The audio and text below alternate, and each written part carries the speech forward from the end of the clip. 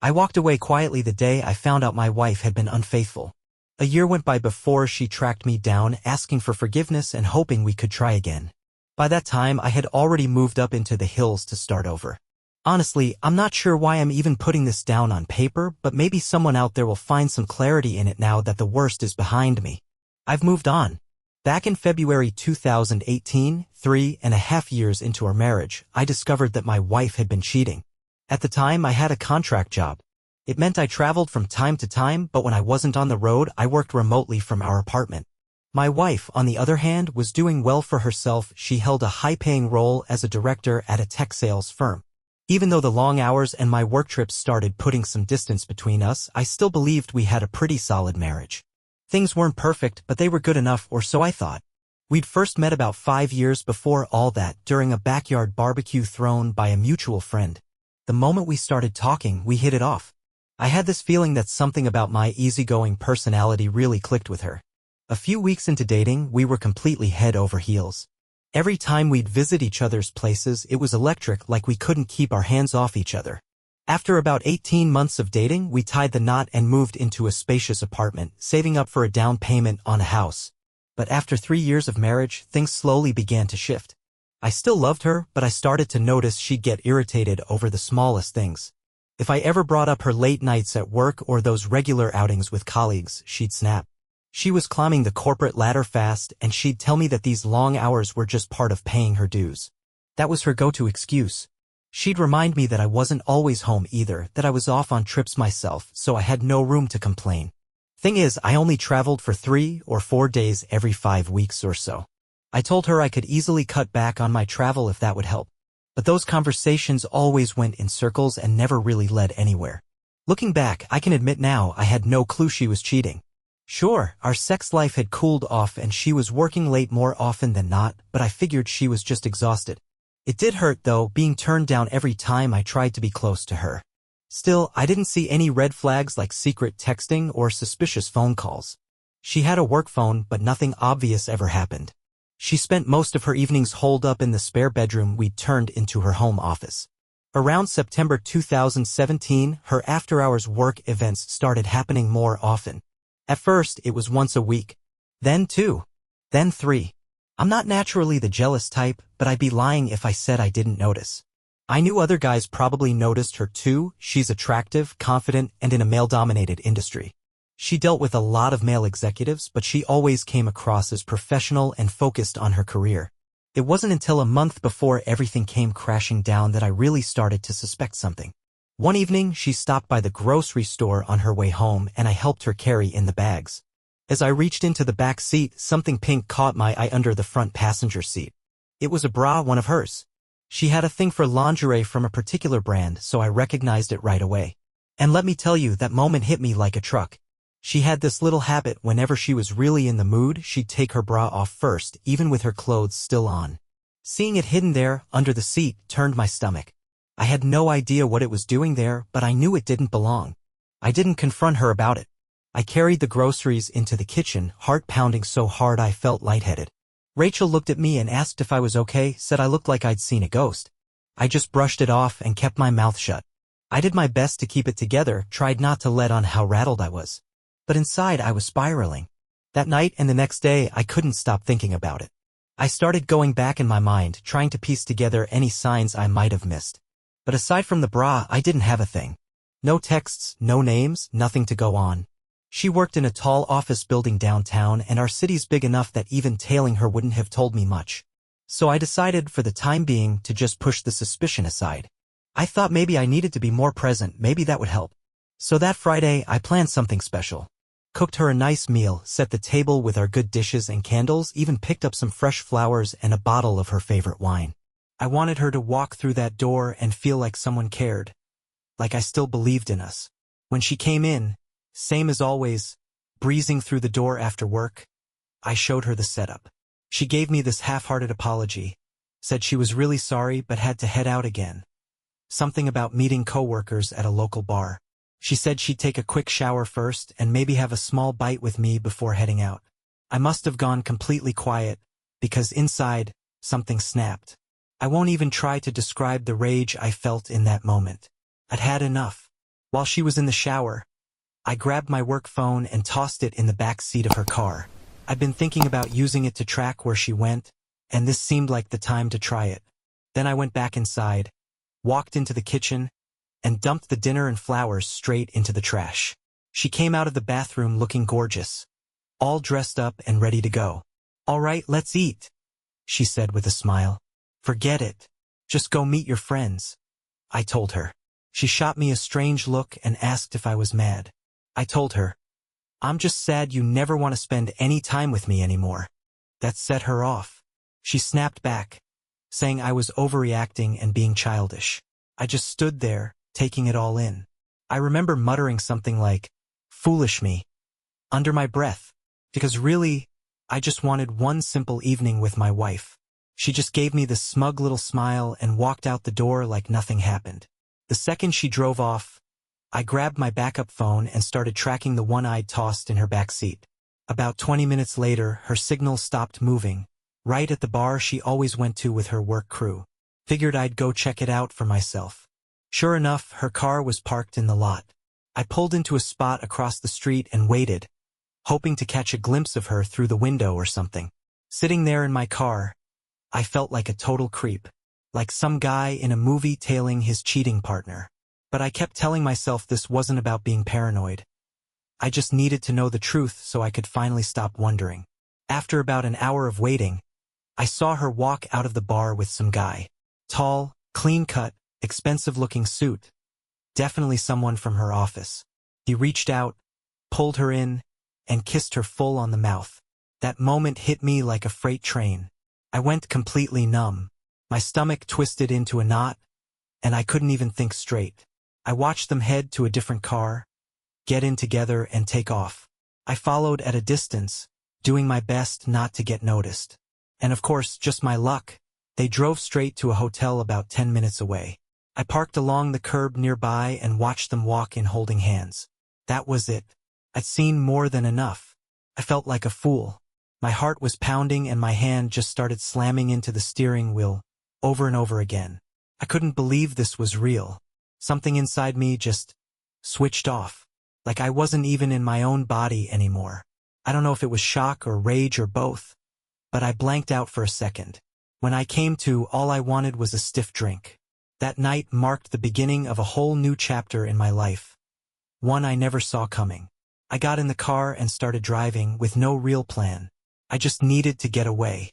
Tears were streaming down my face, not just from sadness. I was furious. And yeah, I'll admit it, I cried. About 30 miles out of town, I found this small, quiet tavern, pulled over and went inside. I sat at the bar and ordered something strong.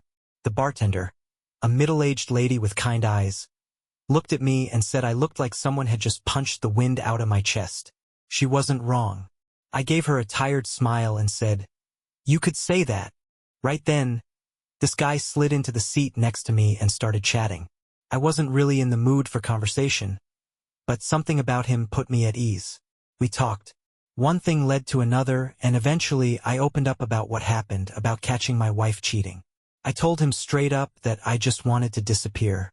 Forget she ever existed. He patted me on the back and said, "You're not alone, buddy. Been there myself a few years back." He gave me a quick look and said something that stuck. "You're at a crossroads. Things can go downhill from here, or you can use this to start something better." And for some reason, those words hit me hard. I've always been the type who tries to think clearly even in a mess, and he was right. His name was Wade. Just a regular guy, salt of the earth type. More of a countryman than me, but genuine, you could tell right away. He asked me if I was planning to move out. Truth was, I hadn't even thought that far. My brain was stuck in fight or flight mode, and I knew for sure I didn't want to share a roof with that woman anymore. Then Wade said something that caught me off guard. "Listen," he said, "I've got a trailer on my property. Nothing fancy, it could use a little work, but if you ever feel like you need a place to breathe, you're welcome to it." He even offered to let me park it on a beautiful part of his land. Told me he'd appreciate it if someone looked after the place now and then. "Just a thought," he added, "but it might help you clear your head." I sat there, trying to take it all in. Honestly, I didn't know what to say. Then the bartender chimed in, apparently she'd been listening. Honey, she said, if I'd had a trailer to run off to when I was married to my crazy ex, I'd have been out of there in a heartbeat. Maybe she was right. Maybe this was exactly what I needed. I felt like I'd wandered into some alternate universe, but I told Wade I'd think it over.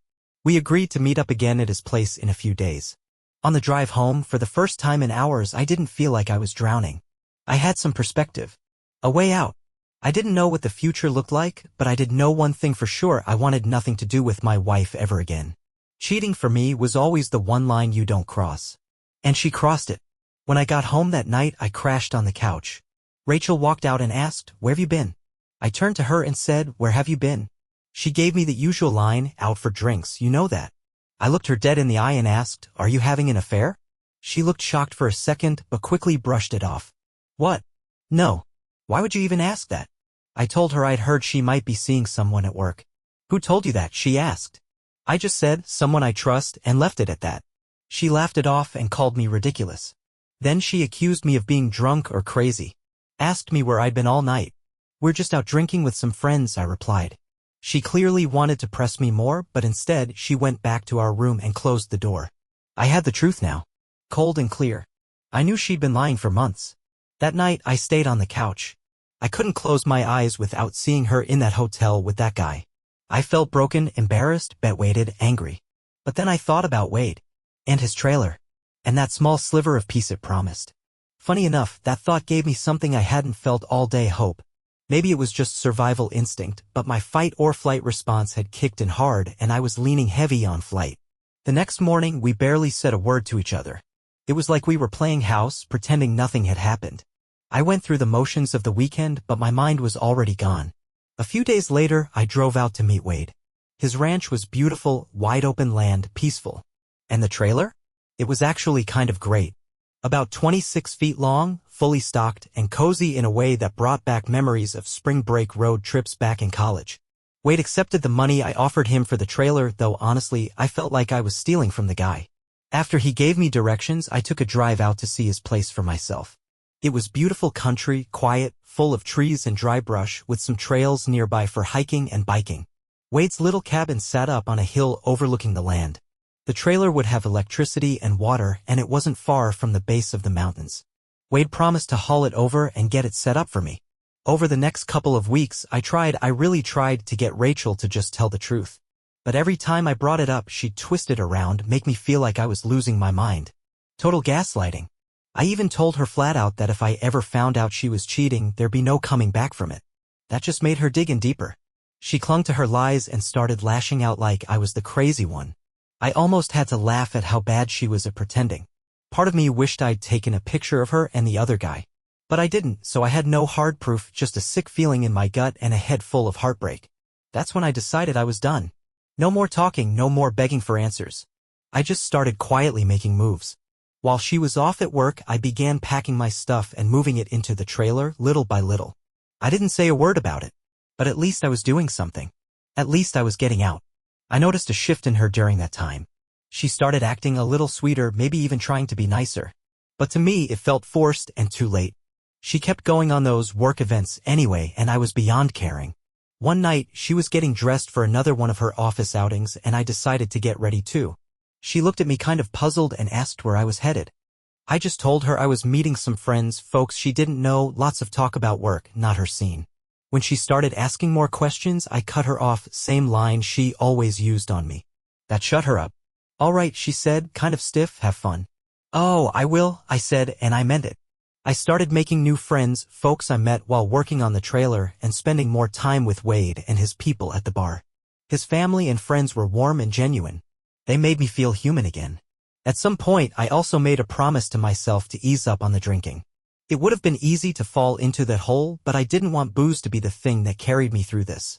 I needed clarity, not a hangover. Then one day, Rachel told me she was heading out of town for work the next week. When I asked who else was going, she said the executive team and a few department heads. I looked her straight in the eye and said, "Hope you and your boyfriend have a great time." Instant regret. It lit the fuse on a full-blown argument. But just like Wade told me, it didn't really matter. I already had all the answers I needed. Still, I kind of wish I knew more about the guy, the so-called affair partner. The AP. Wade's advice stuck with me: it doesn't matter who the other guy is. What matters is that she chose to bet Wade you. She broke the marriage. Whether she admits it or not, that's on her. Facts are facts. Wade could honestly write a whole book for folks who've been cheated on. And with Rachel heading out of town, I saw my chance. While she was gone, I moved everything of mine, clothes, electronics, gear. I left the shared stuff, the furniture, all of it. Didn't want a thing from that life? Before I walked out the door, I left a note on the kitchen table. I had started writing a long message, but scrapped it and kept it simple. I hope it was worth it, I wrote. Then I set my wedding ring on top of the note. As I left, I felt something lift off my shoulders. Like I could breathe again. Yeah, I still had pain to work through and a lot of healing ahead. But the first step had been taken. I needed distance. I needed space. I needed to be rid of her without a fight, without drama. I didn't yell. I didn't demand answers. And no, I'm not proud that I didn't force the truth out of her. But she didn't deserve that energy from me. She threw away everything, the dreams, the future we were building, the plans for a home and a family. Just tossed it all like it meant nothing. I didn't owe her anything anymore. She could live with what she did. I hadn't hired a lawyer. I didn't have some big plan. I just wanted peace. I wanted to start over. And when I stepped into that trailer in the fresh mountain air, that's exactly what it felt like, a fresh start. The next week, I got back into running. It felt amazing to move again, to breathe deep and remind myself I was still alive. While Rachel was away, she sent a handful of texts like, just landed, or team dinner tonight. Then she started asking, where are you and why aren't you responding? I didn't reply. When she got back home and realized I was gone, my phone started blowing up. Calls, messages, nonstop. I ignored every single one.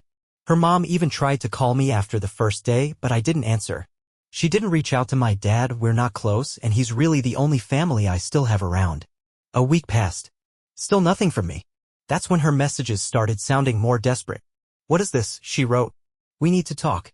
Whatever you think is going on, it's not. Then came the classic, I'm sorry things got out of hand. Yes, I was involved with someone from work, but it didn't mean anything. You were gone all the time and I was overwhelmed. I made a mistake. A mistake? That word hit me wrong. I'd been waiting for a confession, and when I finally got it, all it did was make me hate her more. A mistake isn't something that lasts for 6 months. Or a year.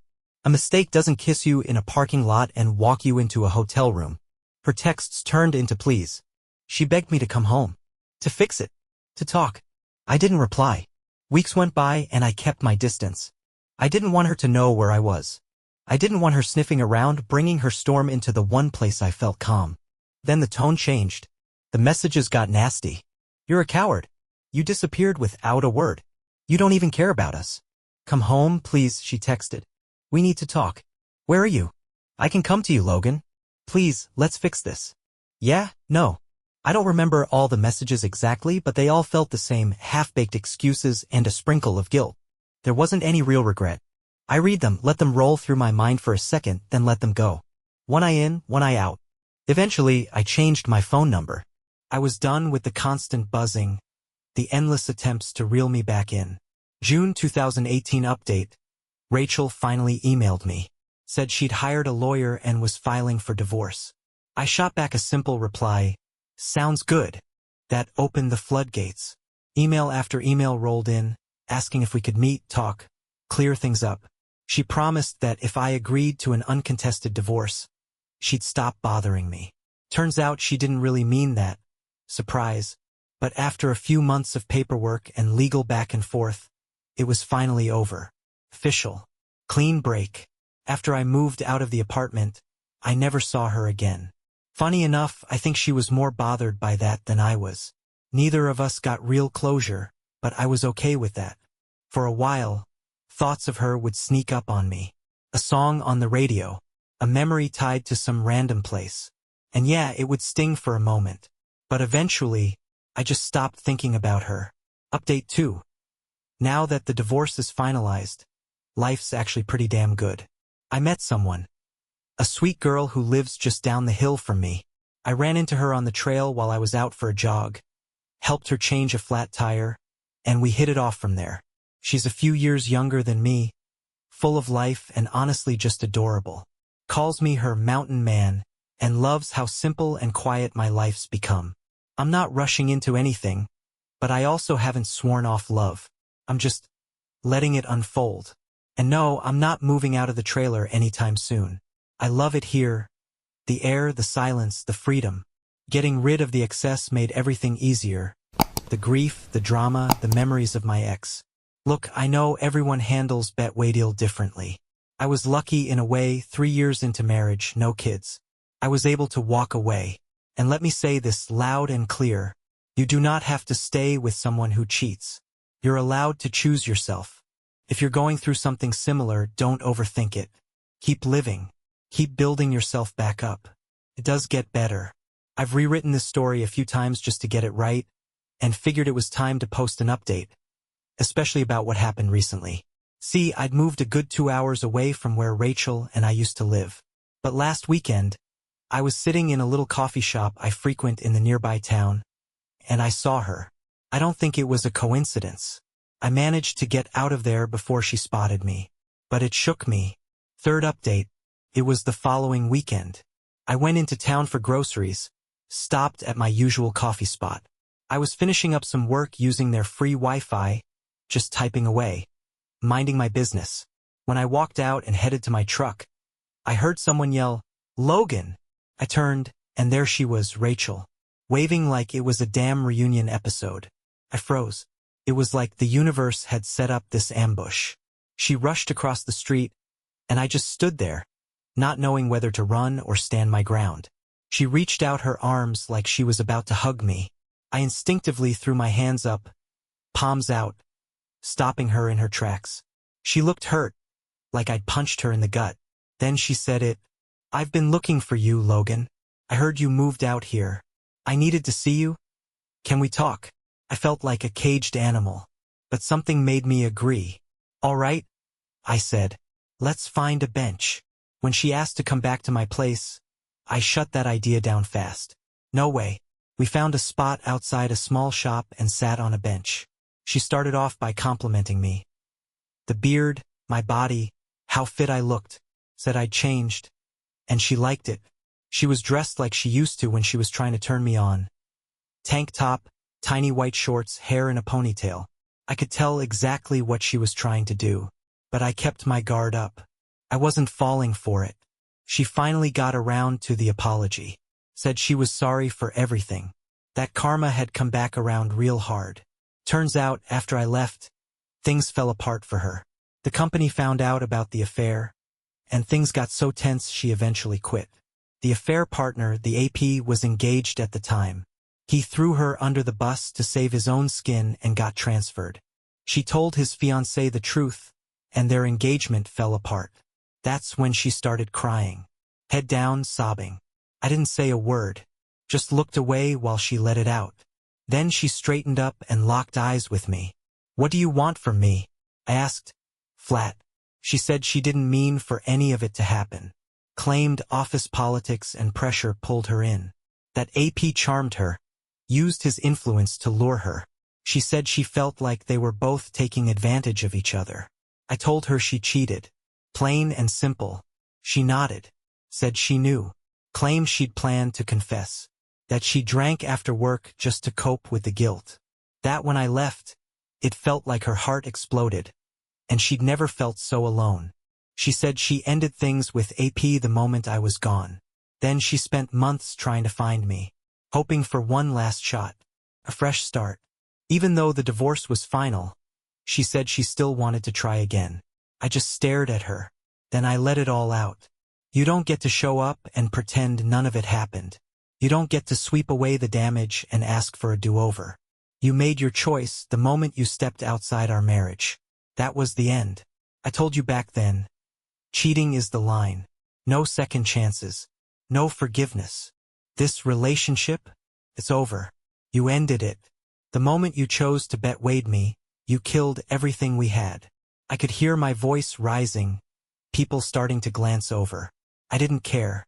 Do you really think I'm that naive? I asked. I watched you walk into a hotel with him. That night. Did you know that? She reached out, grabbed my arm, and started crying again. For a while, I let her cry into my shoulder. It felt surreal. The same woman who shattered me, breaking down in my arms. I deserve this, she said quietly, looking up at me, her face streaked with tears. I know I do. Then she asked something bold. If nothing else, would you at least let me take you out to dinner? I'd rather not, I said, firm but not cruel. I just want us to talk more. To be honest, I want you to really hear me. I love you so much, Logan. And I know, maybe you don't want to hear it, but I didn't realize how deeply I loved you until after you were gone. She looked broken. You hurt me as much as I hurt you. I can't forgive myself. I don't want to. Not ever. Her sobs turned into full-blown gasping cries. Pulled her into a hug. I didn't know what else to do. And in that moment I realized I had crushed her too, just as deeply as she'd crushed me. We walked a bit until we found a quiet place to sit. Once she calmed down, I asked the question that had been burning in the back of my mind. How did you even find me? Did you hire a private investigator? She gave a small laugh. No, nothing like that. I ran into Jenna a few weeks ago. I asked how you were doing. Jenna didn't tell her much, just that I was somewhere nearby. But Rachel pushed, pressed, and eventually Jenna caved. She told me you were around here on your days off, Rachel admitted. So I started showing up, hoping to spot you. I couldn't help but laugh. Damn. Jenna couldn't keep a secret if her life depended on it. Rachel smiled, embarrassed. We eventually sat down for dinner at a quiet little place with outdoor seating. I made it clear, no drinks. I wasn't giving her the opportunity to pretend she was tipsy or confused. Surprisingly, we had a decent talk. Afterward, I walked her back to her car. She tried to pull me in again, said she hadn't been with anyone since I left, that I was still the only one she wanted. She asked me to stay longer, begged me to come home. I told her no. It was too soon, still too raw, too broken. Before she left, I gave her my email, but I refused to give her my number. You just blow up my phone again, I said. She cried, but in the end, she respected it. She promised to email me details about when she'd be back in town the following weekend. Just before getting into her car, I looked her in the eye and asked her something. If the roles were reversed, if I was the one who cheated, would you have forgiven me? She paused, really thinking about it. In time, maybe, she finally said. If we went to counseling, if we talked, if there was healing, maybe with a written commitment. Okay, I said. Maybe in 5 or 10 years, I could see doing something like that.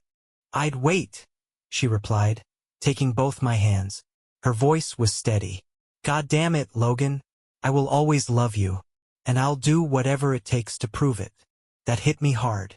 Not because I believed it, but because I knew she believed it. Even after she left, those words echoed in my mind. Couldn't shake them.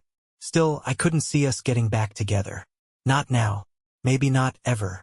I didn't even know if we could be friends. Maybe. Someday. But I didn't trust that path. I went home, laced up my shoes, and went for a long run. The wind felt good on my face. I had a cold beer after, sat down on the porch, and just thought about everything I'd survived, everything I'd let go of, and how far I'd come. I wanted someone to promise me she wouldn't tear apart the piece I'd built. But the truth is, no one could give me that answer. Only time would. The memories were still fresh.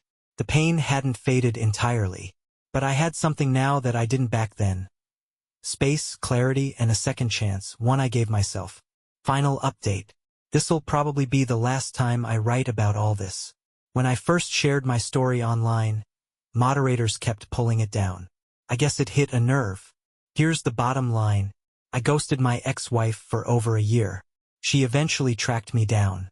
Wanted a fresh start. Wanted to make things right. And if you thought I was going to fold and play the forgiving nice guy, you're wrong. Last week, she sent me a long email all about how sorry she was, how much she missed me, how she still loved me. She even offered to come stay with me for the weekend. My reply? I shut it down.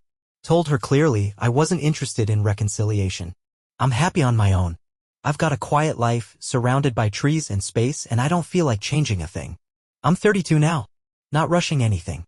I've got my own routine, a few women I've dated casually, good friends, and a peaceful place to call home. I told her straight up, you made your choices and now you have to live with them. No, you don't get my number. No, I don't want you back. And no, I don't trust you anymore. I wished her well, said maybe we could be friends down the line. But not now. Her response said it all. Turns out she'd taken a job in another state. She hoped I'd follow her. Thought my remote work made it easy. Thought we could start over somewhere new. But the truth? She was out of time. I had work travel coming up and she wouldn't get another shot. And honestly, I was grateful. She'll move on. Probably find someone else. Maybe cheat again. Maybe not. To anyone reading this, don't waste your life with someone who doesn't respect you. Let the past go. Invest in yourself. Move forward. You can rebuild. You can find peace. Wishing you all the best out there. Thanks for reading. And hey, if you haven't subscribed yet, go ahead and hit that bell. There are more real-life stories just like this coming your way. Thank you for watching. Please subscribe to the channel.